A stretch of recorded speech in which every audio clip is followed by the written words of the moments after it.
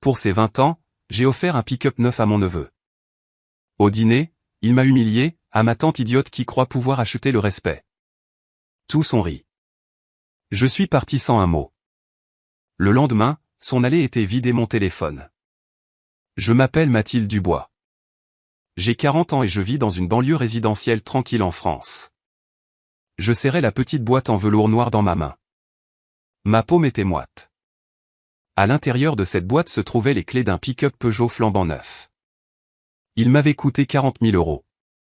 J'avais économisé pendant 2 ans pour l'acheter. J'ai regardé mon neveu Damien, de l'autre côté de la table. C'était son 20e anniversaire. Il riait avec ses amis, m'ignorant comme il le faisait d'habitude.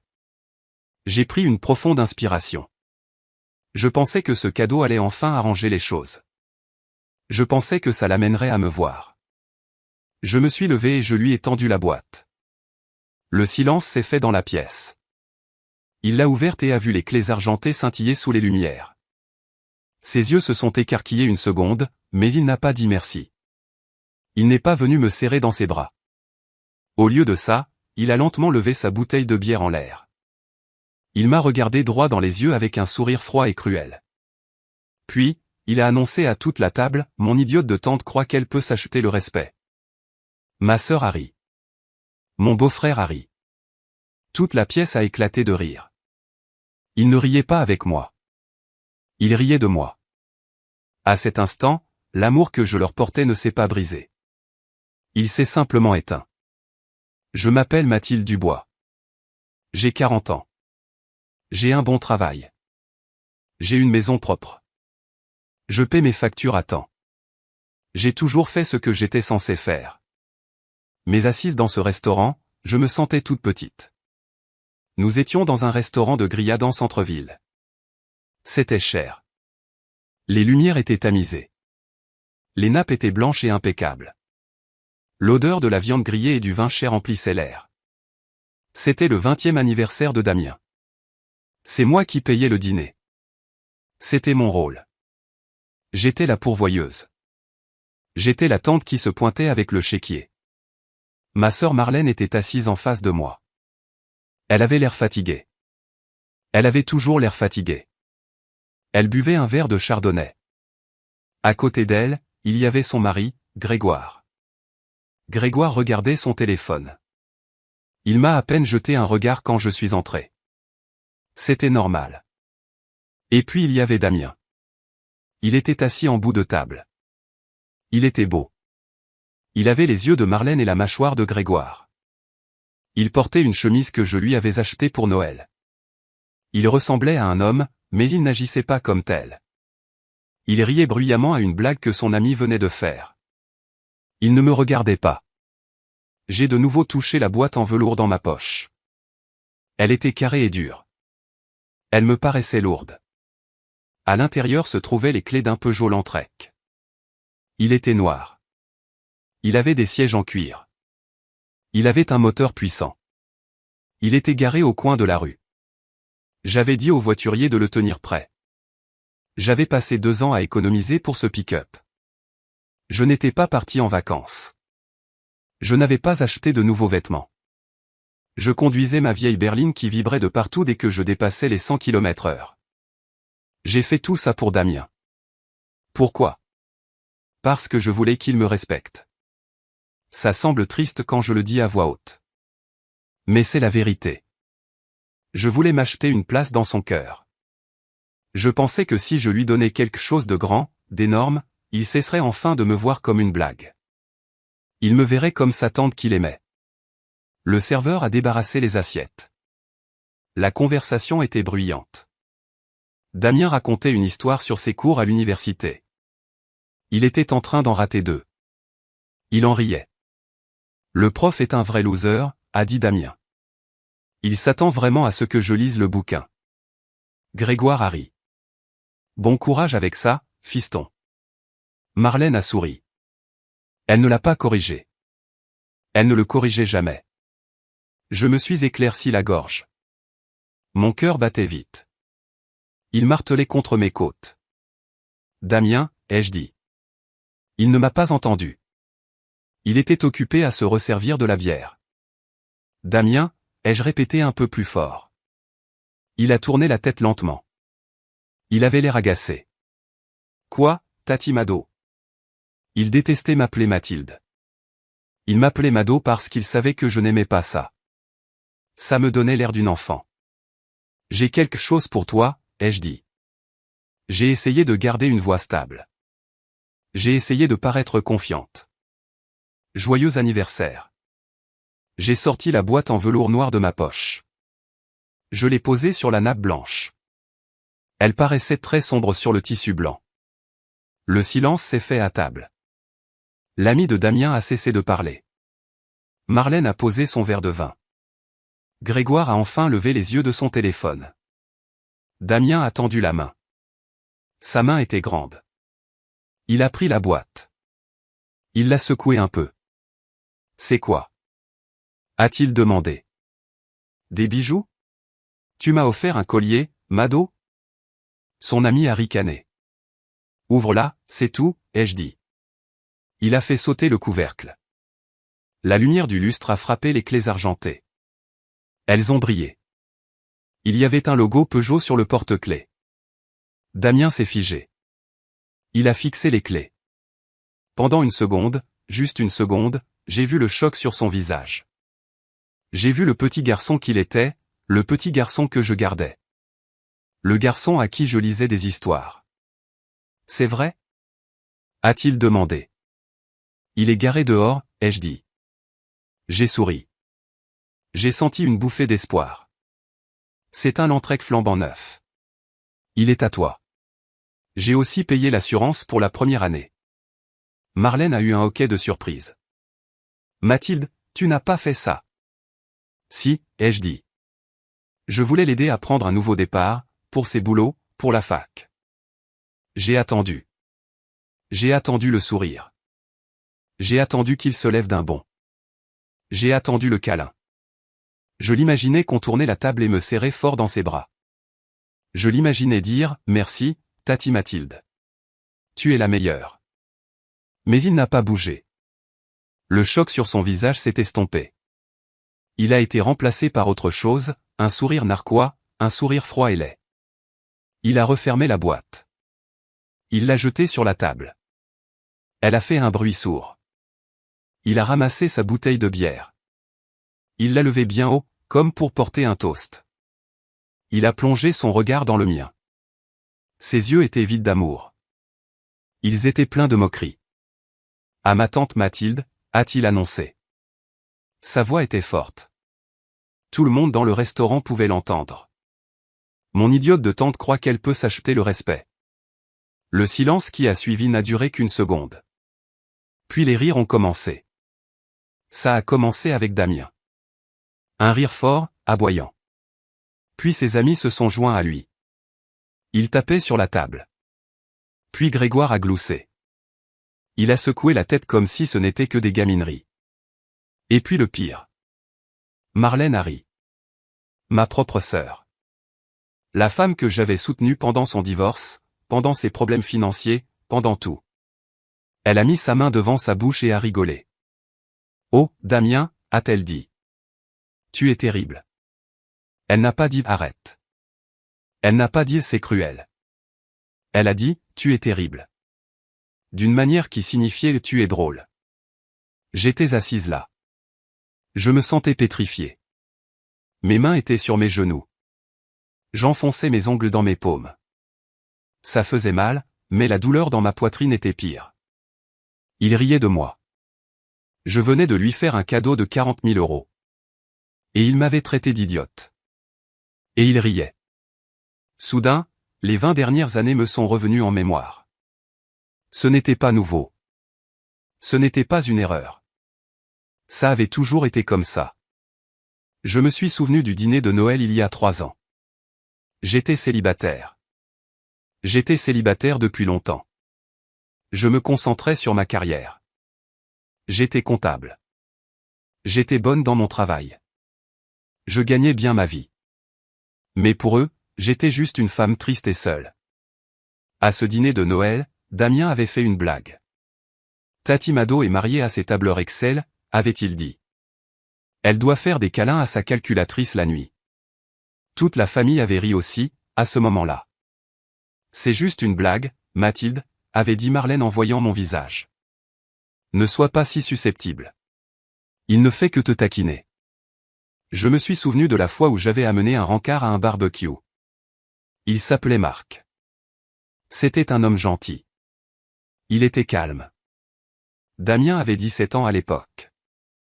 Il avait passé tout l'après-midi à se moquer des chaussures de Marc. Il s'était moqué de la façon dont Marc mangeait son épi de maïs.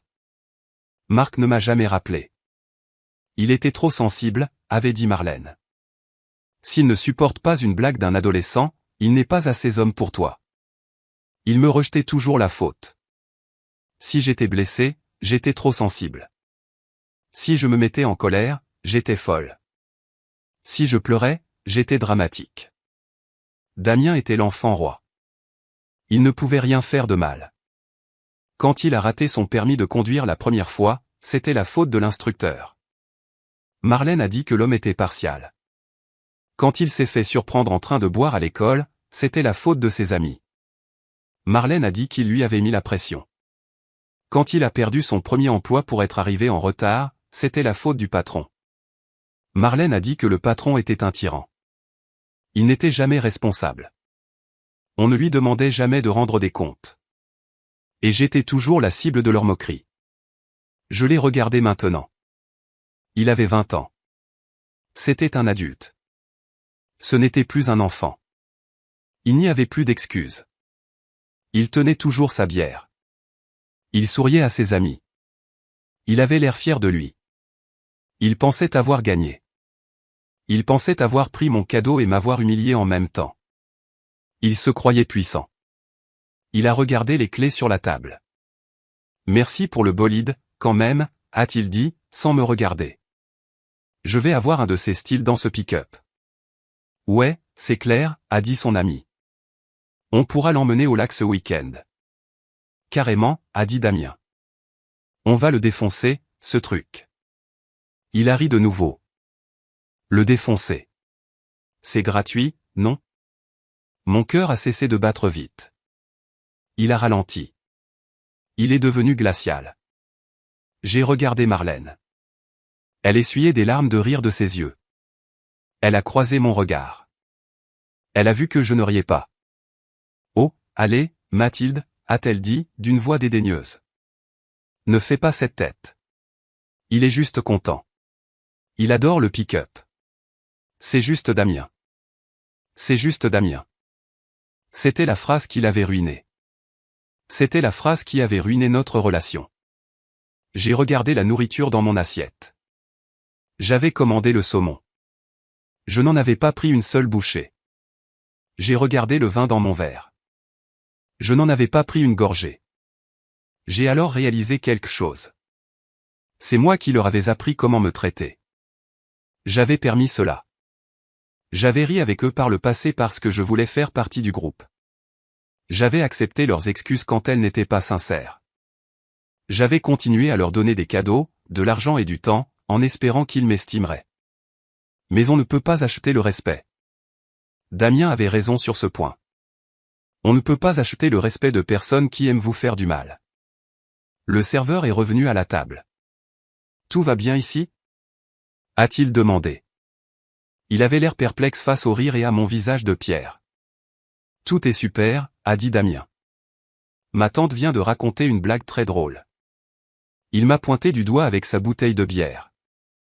C'est une comique. J'ai regardé le serveur. Je n'ai pas souri. L'addition, s'il vous plaît. Oh non, a dit Grégoire. C'est Mathilde qui régale, n'est-ce pas, Mathilde? A dit Marlène. C'est son cadeau. Elle m'a souri. C'était un sourire avide. Elle s'attendait à ce que je paie pour le dîner à 300 € où il s'était moqué de moi. Elle s'attendait à ce que je paie pour le privilège d'être insulté.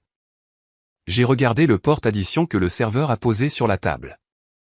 Il se trouvait à côté de la boîte en velours. J'ai regardé mes mains.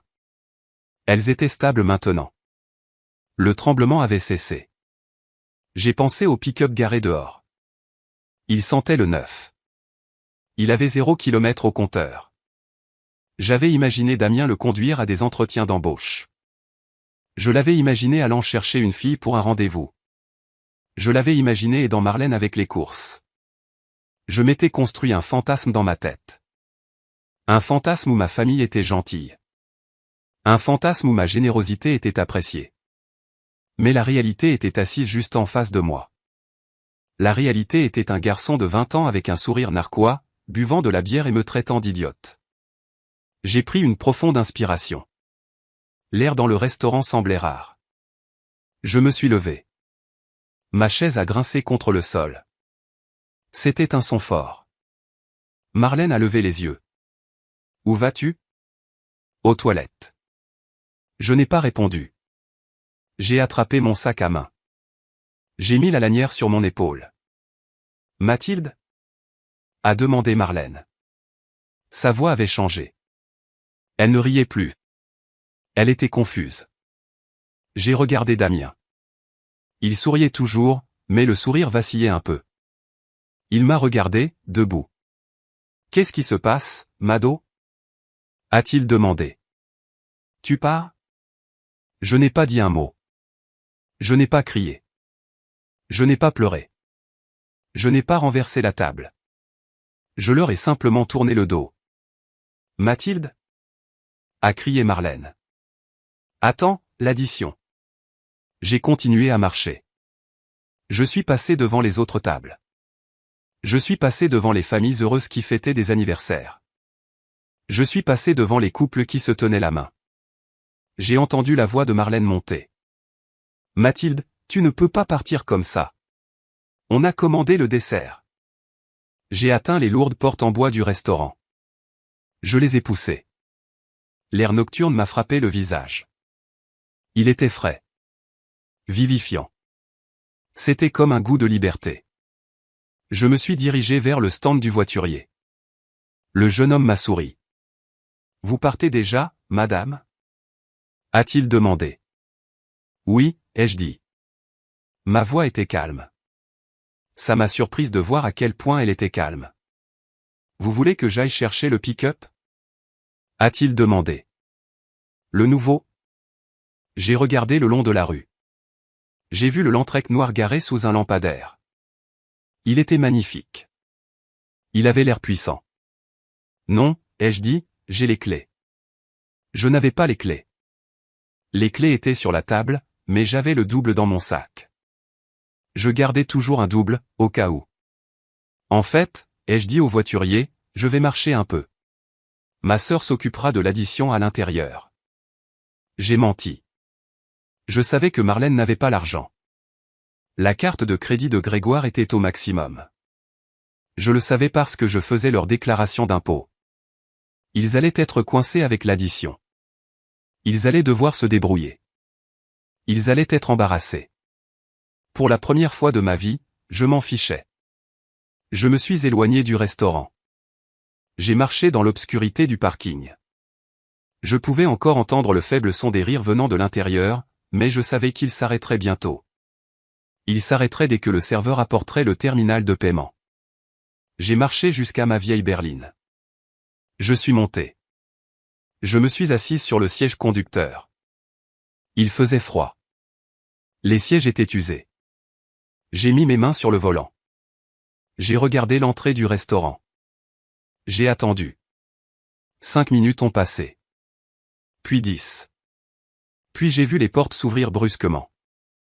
Marlène est sortie. Elle tenait son téléphone à l'oreille. Elle avait l'air affolée. Elle regardait partout dans le parking. Grégoire l'a suivie. Il avait l'air en colère. Il agitait les bras.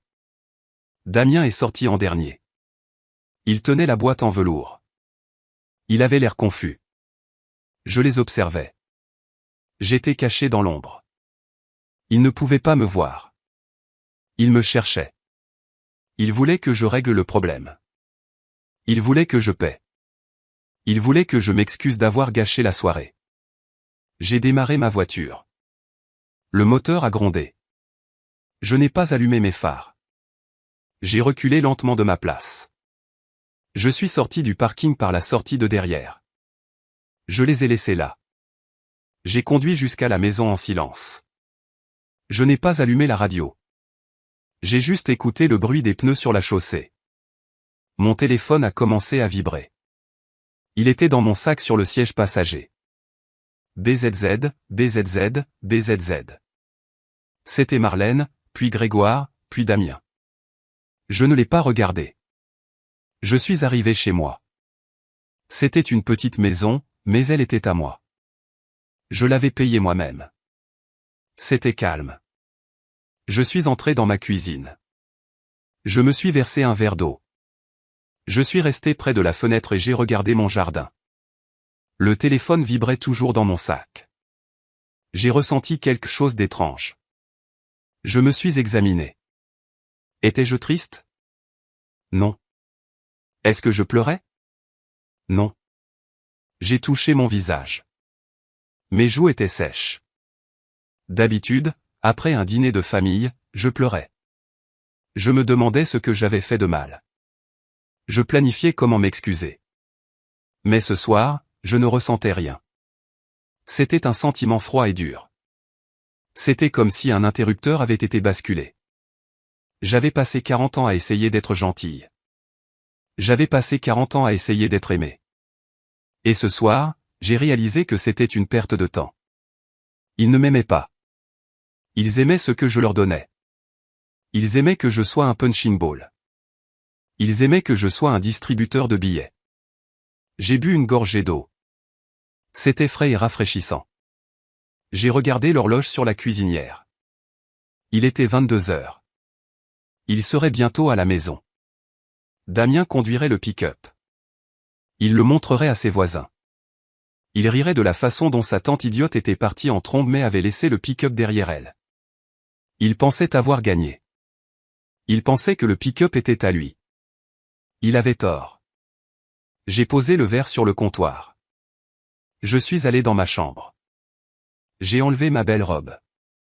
J'ai enfilé un jean noir et un sweat à capuche noire. J'ai mis mes baskets. Je me suis assise sur le bord de mon lit. J'ai attendu. Je devais attendre qu'il soit endormi. Je devais attendre que l'alcool fasse effet. J'ai vérifié mon téléphone. 17 appels manqués. 3 SMS. Marlène, où es-tu? Tu nous as laissés avec l'addition. Marlène, appelle-moi maintenant. C'est tellement égoïste. Grégoire, Damien est contrarié. Tu as gâché son anniversaire. J'ai fixé les messages. J'ai gâché son anniversaire. J'ai ri. C'était un son court et sec. J'ai regardé l'heure. 23h30. Pas encore. Je me suis allongé sur le lit et j'ai fixé le plafond. J'ai rejoué le dîner dans ma tête. Mon idiote de tante croit qu'elle peut s'acheter le respect. Les mots résonnaient dans ma tête. Non, Damien, pensais-je. On ne peut pas acheter le respect. Mais on peut définitivement le perdre. Et il l'avait perdu. Il m'avait perdu. À 2h45 du matin, je me suis redressé. La maison était silencieuse. Le quartier était silencieux. J'ai attrapé mes clés. Pas les clés de ma voiture. Le double des clés du Landtrek. Je suis sorti jusqu'à ma voiture. J'ai conduit silencieusement dans les rues désertes. Marlène et Grégoire vivaient à 8 km de là. C'était un beau quartier. Je les avais aidés avec l'acompte de leur maison il y a 10 ans. Ils ne m'avaient jamais remboursé. J'ai tourné dans leur rue. Il faisait sombre. La plupart des maisons avaient leur lumière de porche éteinte. Je l'ai vu immédiatement. Le Peugeot noir était garé dans leur allée. Il était garé de travers. Damien l'avait mal garé. Une roue était sur la pelouse. J'ai garé ma voiture 2 maisons plus loin. J'ai coupé le moteur. J'ai mis ma capuche sur ma tête. J'ai marché sur le trottoir. Mes pas étaient silencieux. Je suis arrivé à leur allée. La maison était sombre. Ils dormaient. Je me suis approché du pick-up. J'ai touché le métal froid. C'était une machine magnifique. Elle ne méritait pas d'être conduite par un garçon qui se moquait de la personne qui l'avait achetée. J'ai appuyé sur le bouton de déverrouillage de la télécommande. Les lumières ont clignoté. Les serrures se sont déverrouillées. Je me suis figé. J'ai attendu de voir si une lumière s'allumerait dans la maison. Rien. J'ai ouvert la portière du conducteur. Je suis monté à l'intérieur. Ça sentait encore le concessionnaire. J'ai mis la clé dans le contact. Je l'ai tourné. Le moteur a rugi. C'était bruyant. J'ai retenu mon souffle. J'ai passé la marche arrière. J'ai reculé hors de l'allée. Je n'ai pas encore allumé les phares. J'ai fait pivoter le pick-up dans la rue. J'ai passé la première. J'ai appuyé sur l'accélérateur. Je suis parti. Je n'ai pas regardé la maison en arrière. J'ai juste conduit. J'ai conduit les 8 kilomètres jusqu'à ma maison. J'ai garé le pick-up dans mon garage. C'était un peu juste, mais j'ai réussi. J'ai coupé le moteur. Le garage est soudainement devenu très silencieux. Je suis sorti. J'ai fermé la porte du garage. La lourde porte métallique est descendue, me coupant du monde. J'étais seul dans le garage avec le pick-up. Je suis allé à mon établi. J'ai attrapé une clé à molette. J'ai ouvert le capot du pick-up. J'ai débranché la batterie. Puis j'ai attrapé une grande bâche en toile que j'utilisais pour peindre. Je l'ai jetée sur le pick-up. Je l'ai entièrement recouverte. Il ressemblait à une grosse masse informe dans mon garage. Je me suis épousseté les mains. Je suis retourné à l'intérieur de ma maison. J'ai verrouillé la porte. Je suis allé dans la cuisine et je me suis préparé une tasse de thé. Je me suis assise à la table et je l'ai bu. Il était 3h30 du matin. J'ai ressenti un sentiment de paix que je n'avais pas ressenti depuis des années. Je savais ce qui allait arriver. Je savais la tempête qui allait éclater le matin. Il se réveillerait. Damien regarderait par la fenêtre. Le pick-up aurait disparu. Il paniquerait. Ils appelleraient la police. Ils penseraient qu'il avait été volé. Et puis il se souviendrait du double des clés. Il se souviendrait de moi. Mon téléphone était sur la table. Il était silencieux pour l'instant, mais je savais que l'explosion allait arriver. J'ai fini mon thé. J'ai rincé la tasse. Je suis allé me coucher. J'ai mieux dormi que je ne l'avais fait en 20 ans. Je me suis réveillé à 7h du matin. Le soleil brillait à travers mes rideaux. Pendant un instant, j'ai oublié ce qui s'était passé. Je me sentais reposé. Puis j'ai regardé mon téléphone. L'écran était plein de notifications. C'était un mur de texte. 65 appels manqués, 42 SMS, 12 messages vocaux. Ils provenaient tous de Marlène, Grégoire et Damien. Je les ai fait défiler. Le ton passait de la confusion à la colère, puis à la rage pure. Marlène, 23h45, Mathilde, décroche. Ce n'est pas drôle. Grégoire, minuit 30, le pick-up a disparu. C'est toi qui l'as pris? C'est du vol. Damien, 1h15, t'es une psychopathe. Ramène mon pick-up tout de suite ou j'appelle les flics. Marlène, 2h, on sait que c'est toi qui l'as pris. Le voiturier a dit que tu avais une clé. Comment oses-tu? Il est dévasté. J'ai posé le téléphone. Je n'ai pas répondu. Je ne me sentais pas coupable. Je suis allé à la cuisine et j'ai mis en marche la cafetière. Je pouvais entendre les oiseaux chanter dehors. C'était une belle matinée. Je me versais ma première tasse de café quand les coups ont commencé. Bam, bam, bam. C'était ma porte d'entrée. La maison tremblait sous la force des coups. Mathilde, ouvre cette porte. C'était Damien. Je ne me suis pas pressé. J'ai bu une gorgée de café. J'ai marché lentement vers le salon. À travers la fenêtre, je l'ai vu. Il portait les mêmes vêtements que la veille. Il avait l'air débraillé. Son visage était rouge. Il a frappé de nouveau. Je sais que tu es là. Je vois ta voiture. J'ai déverrouillé le pêne dormant et j'ai ouvert la porte. Damien se tenait là. Il respirait fort. Ses mains étaient serrées en poing. Il m'a regardé avec une haine pure. Où est-il? A-t-il hurlé? Il n'a pas dit bonjour. Il a juste hurlé. Bonjour, Damien, ai-je dit calmement. Ne me sers pas ça, a-t-il craché. Où est mon pick-up? Je sais que tu l'as pris. Tu as volé ma propriété. Je me suis appuyé contre le chambranle de la porte. Ce n'est pas ta propriété, Damien. La carte grise est à mon nom. Je l'ai achetée. Je l'ai payée. Et hier soir, tu as très clairement montré ce que tu penses de moi. Il s'est approché. Il était grand, plus de 1,80 mètres. Il utilisait sa taille pour intimider les gens. Il me dominait. Je plaisantais. A-t-il crié. Mon Dieu, tu es si susceptible. C'était une blague. Tout le monde a ri. Pourquoi faut-il que tu sois une telle drama queen? Je ne trouve pas ça drôle, ai-je dit. Et je ne fais pas de cadeaux à 40 000 € à des gens qui me traitent d'idiote. Son visage s'est tordu. Tu es une idiote. Tu es une vieille femme triste et seule qui pense qu'elle peut acheter les gens parce qu'elle n'a pas de vie. Personne ne t'aime, Mathilde. Maman te tolère parce que tu paies pour des choses. Papa pense que tu es bizarre et je pense que tu es pathétique. Les mots m'ont frappé comme des pierres. C'étaient les choses que j'avais toujours craint qu'il pense. Maintenant, il les disait à voix haute. Donne-moi les clés, a-t-il exigé. Il a tendu la main. Maintenant. Non, ai-je dit. Il a attrapé mon bras. Sa prise était forte. Ça faisait mal. J'ai dit, donne-moi les clés.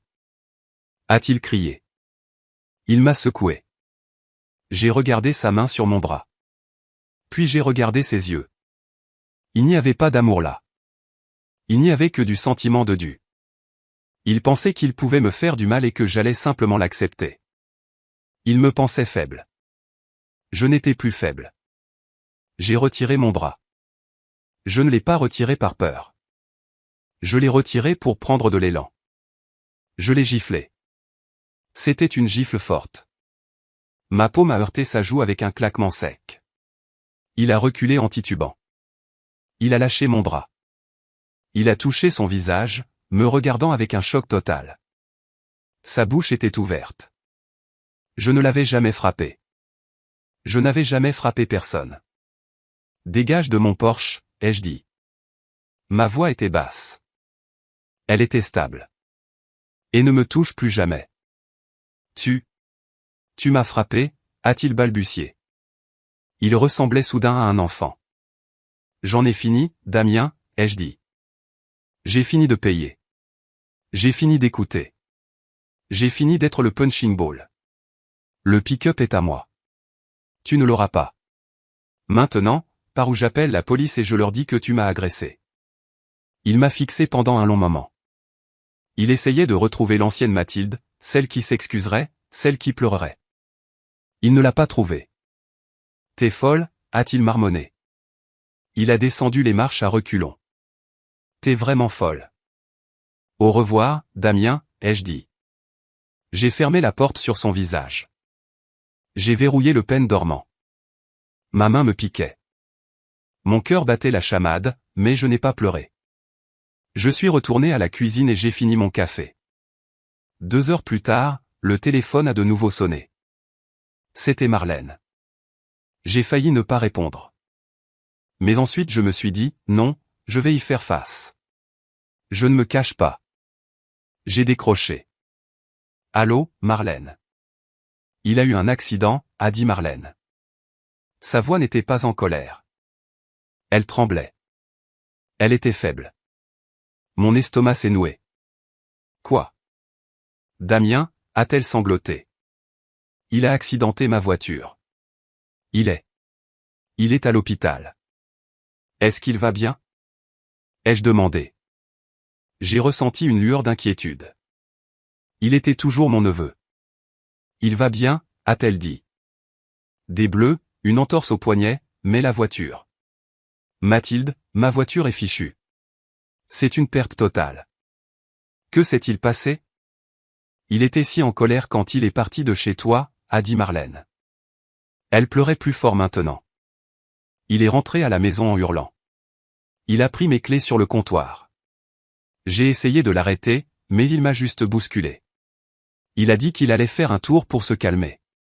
Il conduisait si vite. Il a grillé un feu rouge à l'intersection près du centre commercial. Il a percuté une camionnette de livraison. J'ai fermé les yeux.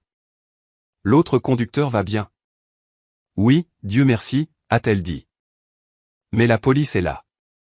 Ils ont donné une amende à Damien. Conduite dangereuse. Et mon assurance pourrait ne pas couvrir parce qu'il n'est pas sur la police pour ma voiture. Elle a pris une inspiration saccadée. Mathilde, je ne sais pas quoi faire. Je n'ai plus de voiture. Grégoire est au travail. Damien est assis aux urgences en train de hurler sur les infirmières. Peux-tu venir, s'il te plaît? On a besoin de toi. L'ancienne moi aurait attrapé son sac. L'ancienne moi se serait précipitée à l'hôpital. L'ancienne moi aurait proposé de payer une voiture de location pour Marlène. L'ancienne moi aurait payé l'amende de Damien. Non, ai-je dit. Silence à l'autre bout du fil. Quoi? Je ne viens pas, Marlène, ai-je dit. Mais il est blessé. Je suis coincé. Tu as un mari, ai-je dit. Appelle Grégoire, appelle un taxi, mais ne m'appelle pas pour régler ça. Comment peux-tu être si froide? A-t-elle murmuré. C'est ton neveu. C'est un adulte qui a volé ta voiture et l'a accidenté parce qu'il faisait une crise de colère, ai-je dit.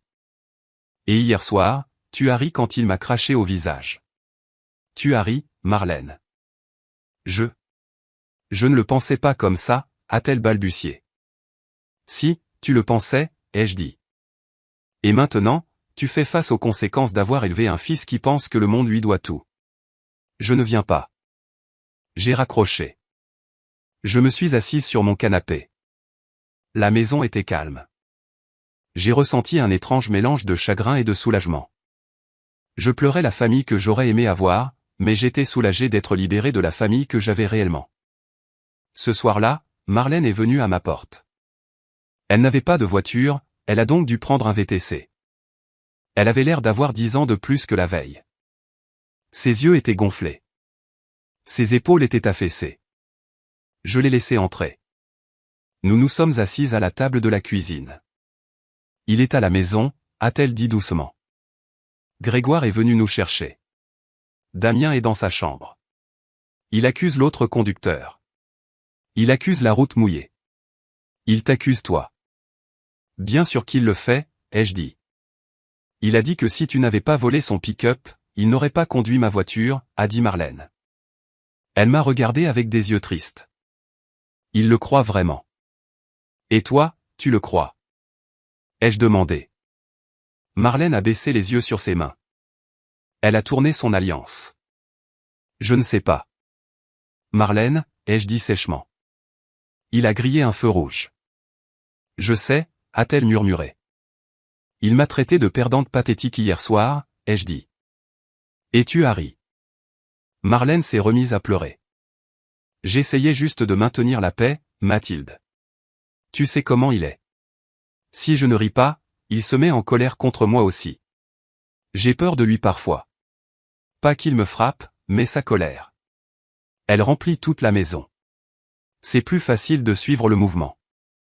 Et c'est pour ça qu'il est comme il est, ai-je dit.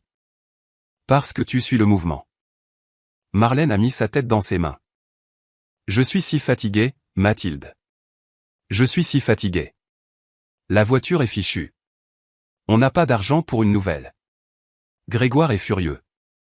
Et Damien, il s'attend juste à ce qu'on arrange ça. Il m'a demandé il y a 1 heure quand j'allais prendre une location pour qu'il puisse aller voir ses amis. Elle a levé les yeux vers moi. Son visage était plein de douleur. Je lui ai dit non, a-t-elle dit. Pour la première fois, je lui ai dit non. Bien, ai-je dit. Il a jeté un vase contre le mur, a-t-elle dit. Il a cassé le vase bleu de ma mère. J'ai tendu la main sur la table et j'ai touché la sienne. Il doit t'apprendre, Marlène, et tu dois arrêter de le protéger. Je pense qu'il doit partir, a-t-elle dit. Sa voix tremblait.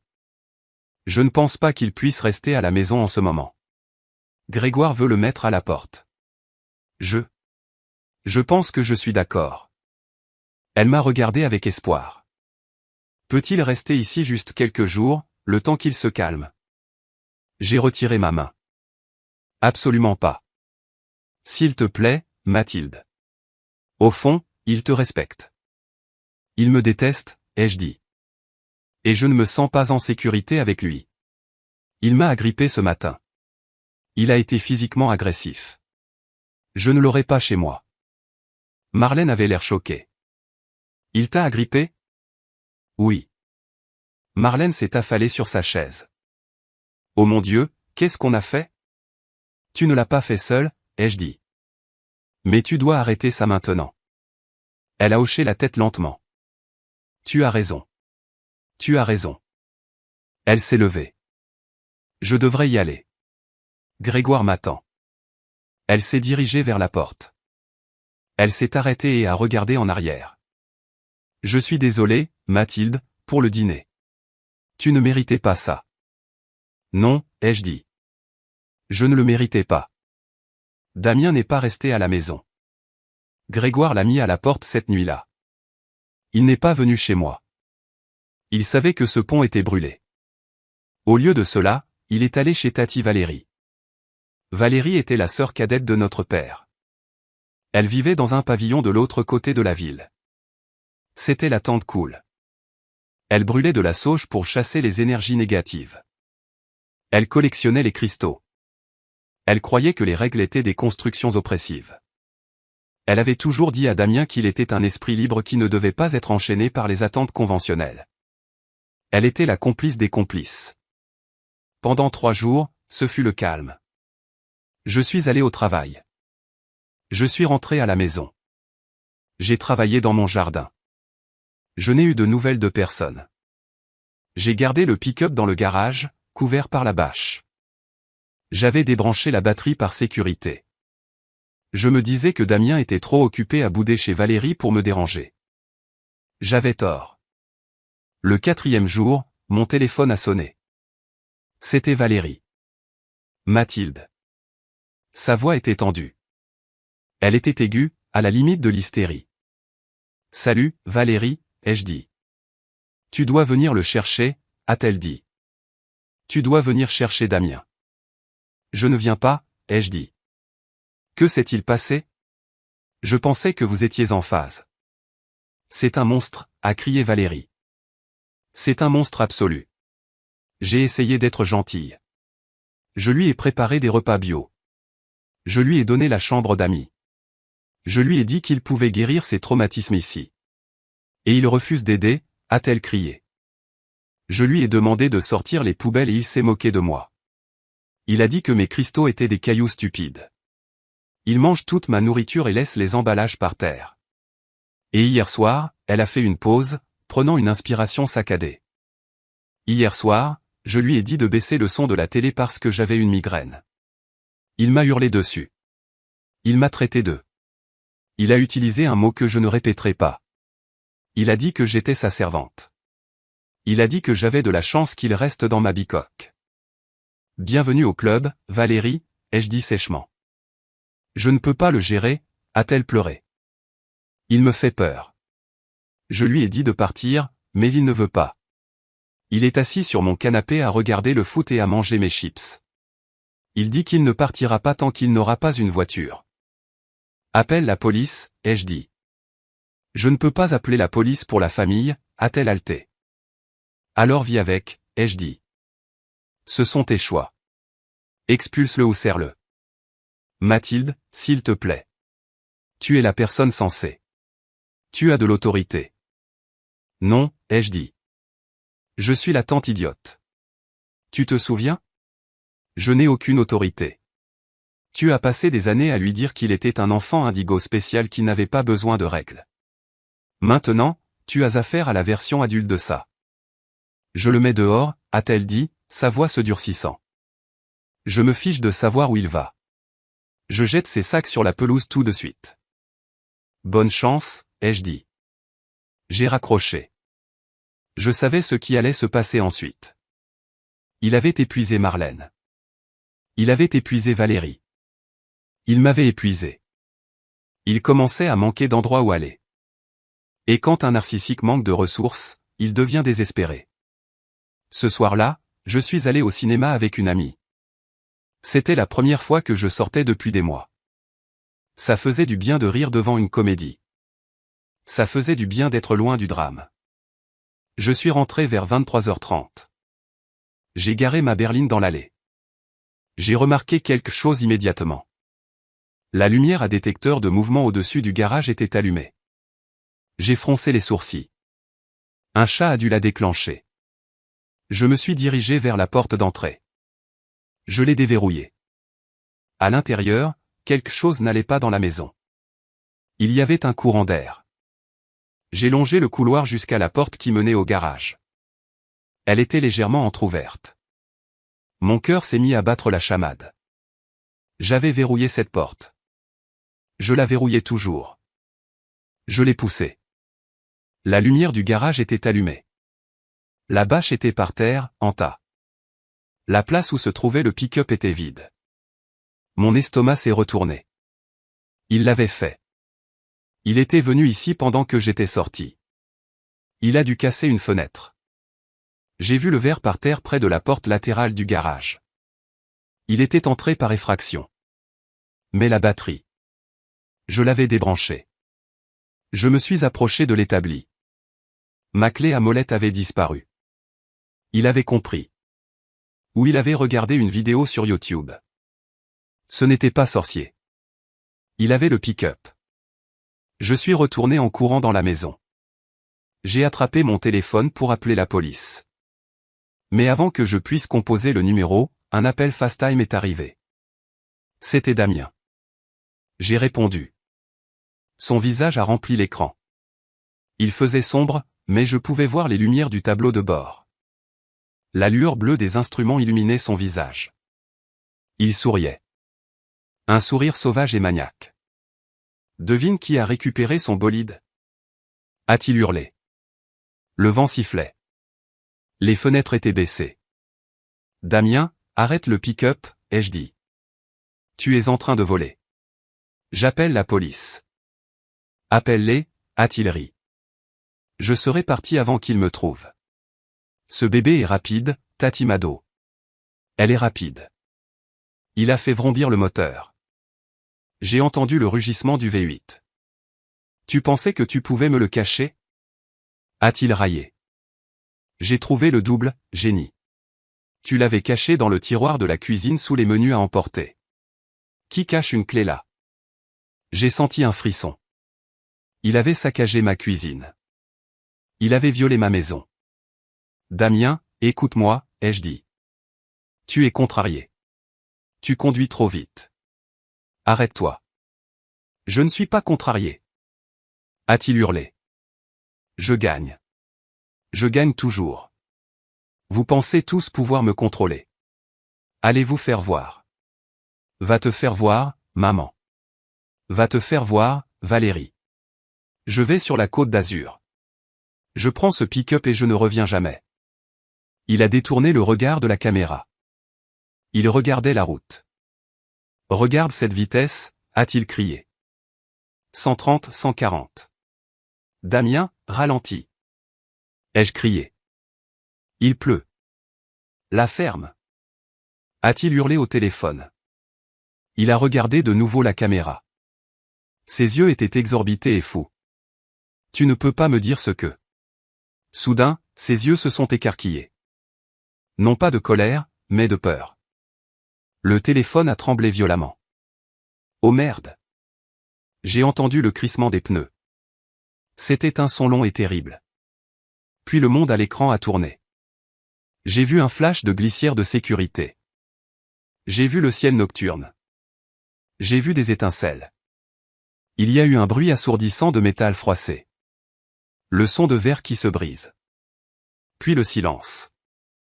L'image sur le téléphone était noire. Damien, ai-je murmuré. Pas de réponse.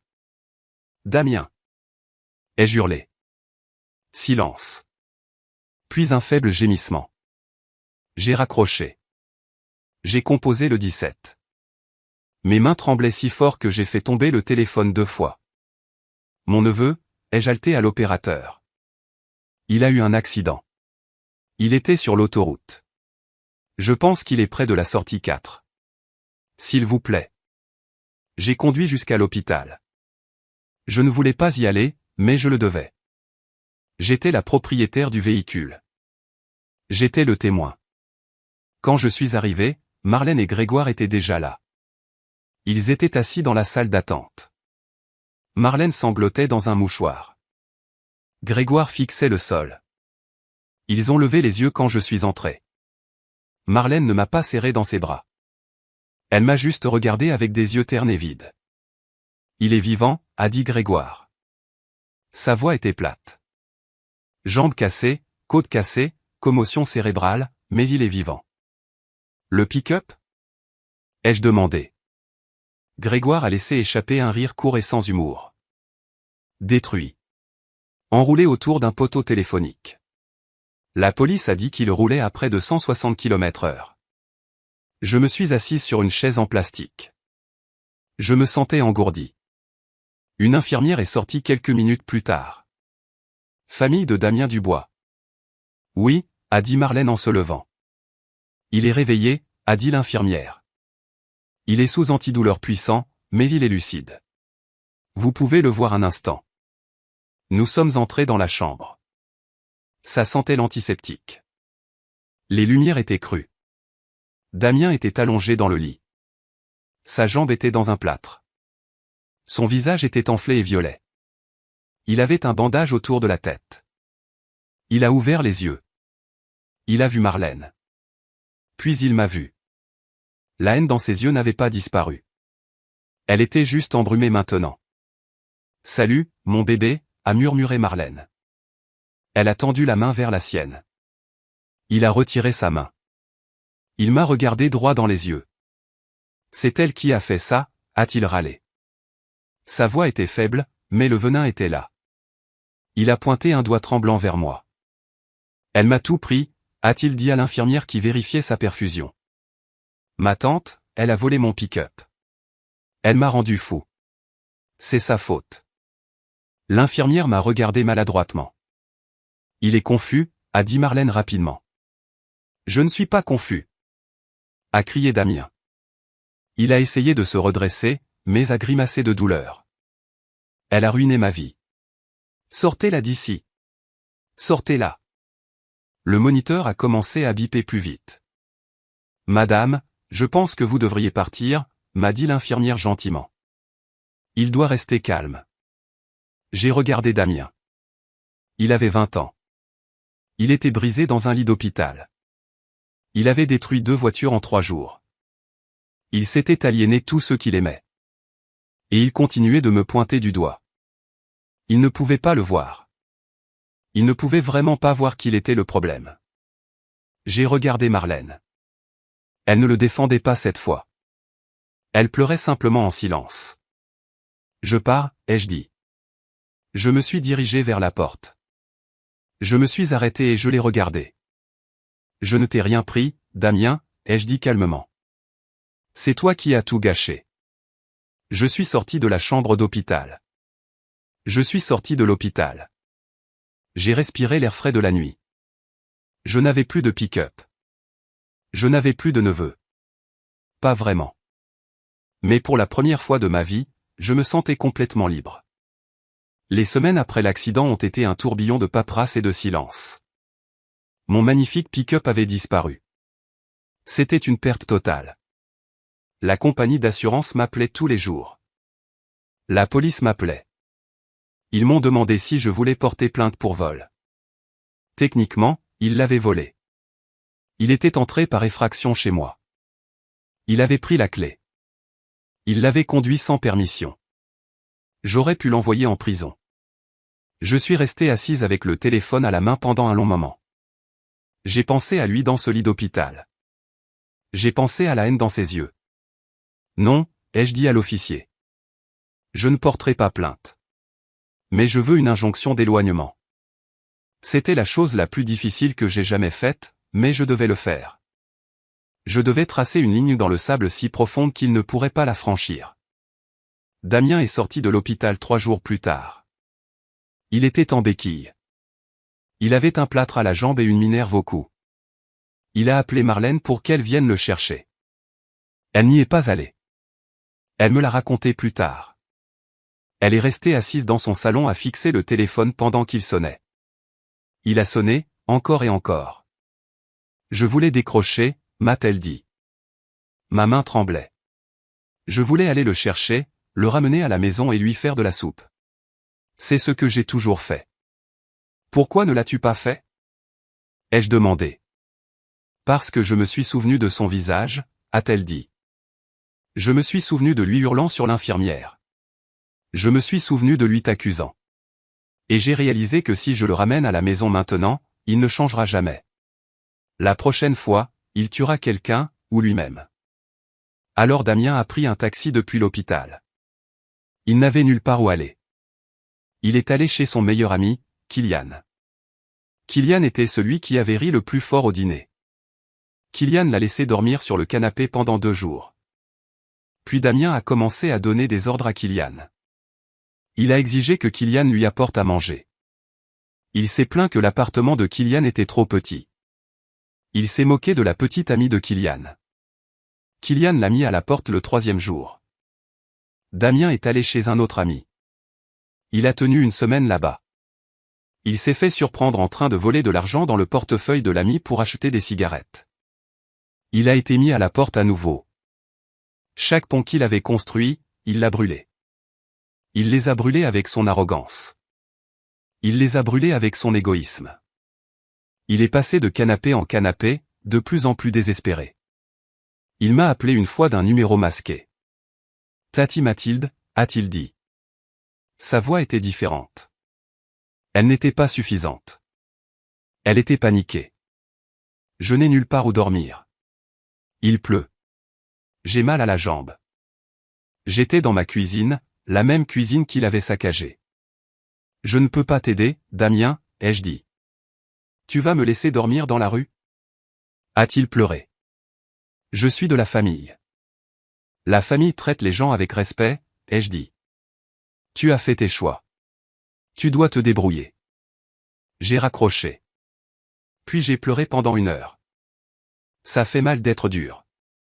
Ça fait mal de dire non à quelqu'un qu'on aime. Mais je savais que dire oui serait pire. Dire oui serait participer à sa destruction. 1 mois a passé. Le silence dans la famille était lourd. Marlène a arrêté de courir. Elle a arrêté de réparer. Pour la première fois en 20 ans, elle est simplement restée tranquille. Elle est venue chez moi un mardi pluvieux. Nous nous sommes assises sur ma terrasse arrière à regarder la pluie tomber sur l'herbe. Je n'ai pas eu de ses nouvelles depuis 4 jours, a-t-elle dit doucement. Il se débrouille, ai-je dit. Ou il est mort dans un fossé, a-t-elle dit. Sa voix s'est brisée. C'est un survivant, Marlène, ai-je dit. Il est intelligent quand il le veut. Il n'a juste jamais eu à utiliser son cerveau parce que nous pensions à sa place. Marlène a bu une gorgée de son thé.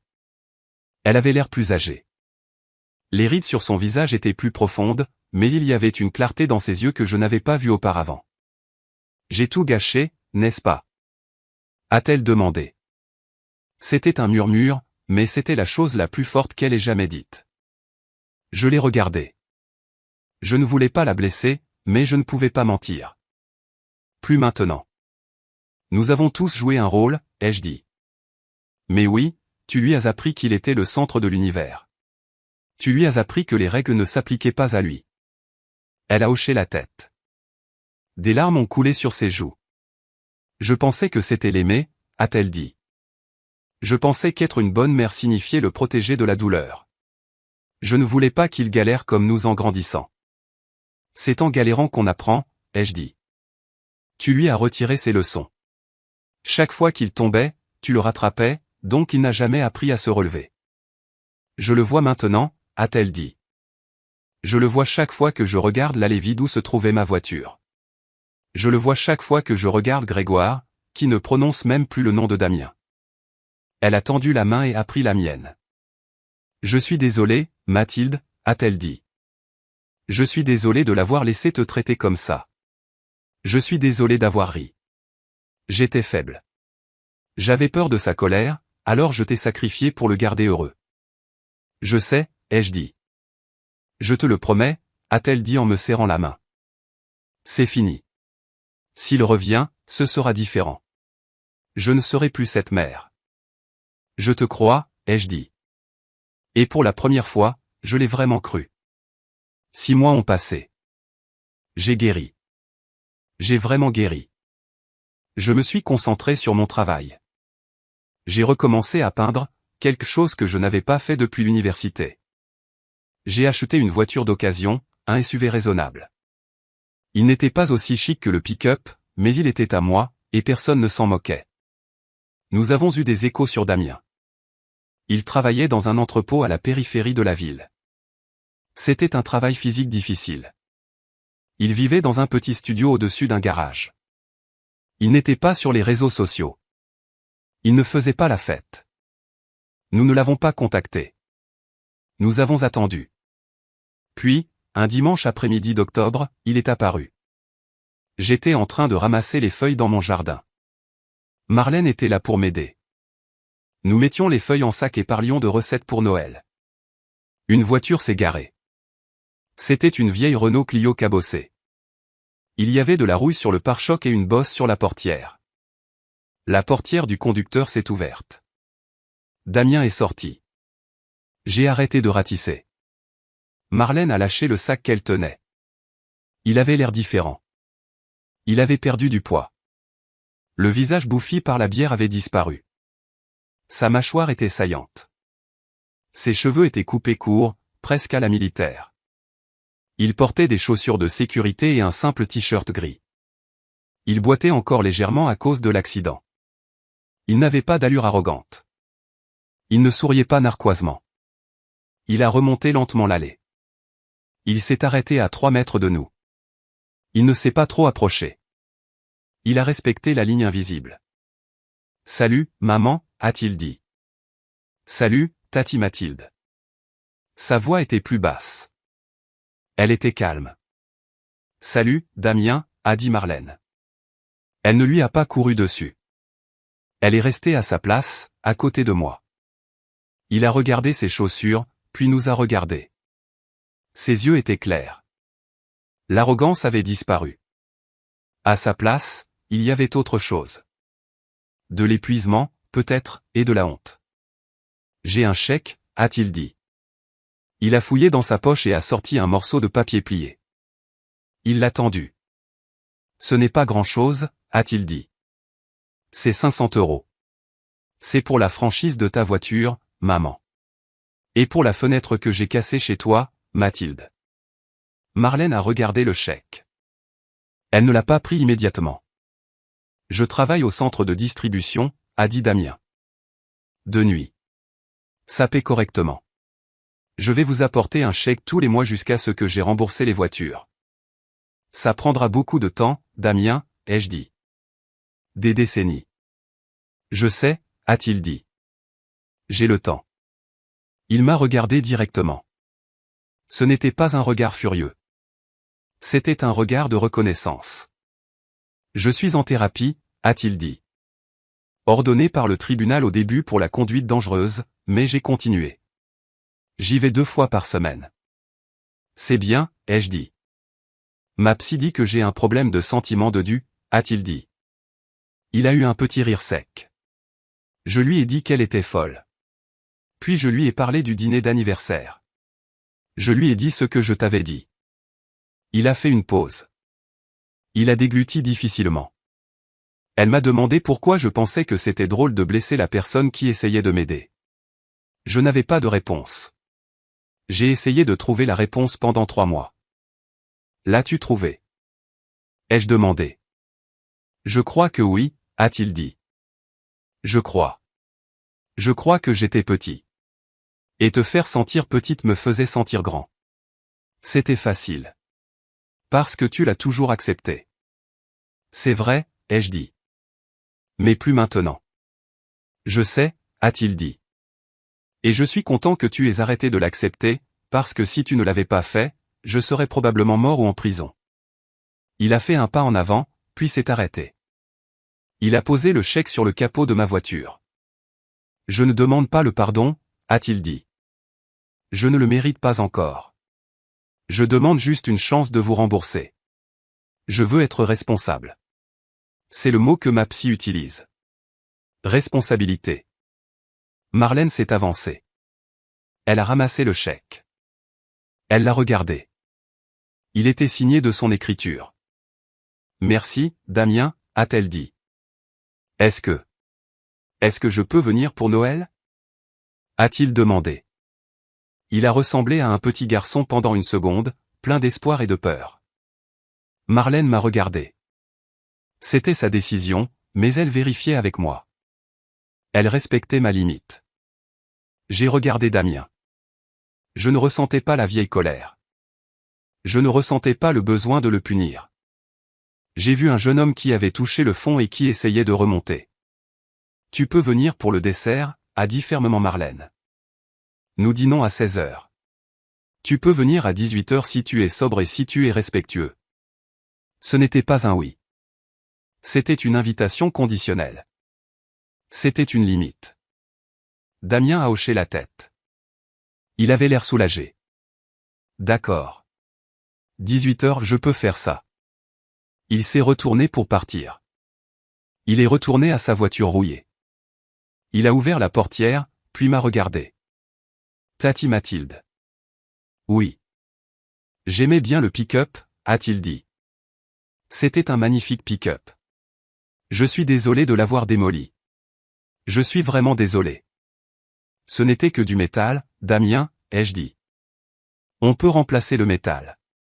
On ne peut pas remplacer les gens. Je le sais maintenant, a-t-il dit. Il a hésité.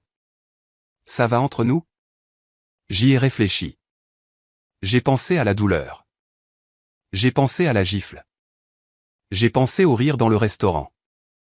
Nous n'étions pas amis. Nous n'étions pas proches. La confiance avait disparu. Et il faudrait des années pour la reconstruire. Elle ne serait peut-être jamais ce qu'elle était avant. Mais la haine avait disparu. Le cycle était brisé. Nous étions sur un nouveau terrain. C'était un terrain difficile, mais c'était honnête. Je l'ai regardé dans les yeux. On y arrive, ai-je dit. Il a hoché la tête. Il est monté dans sa voiture.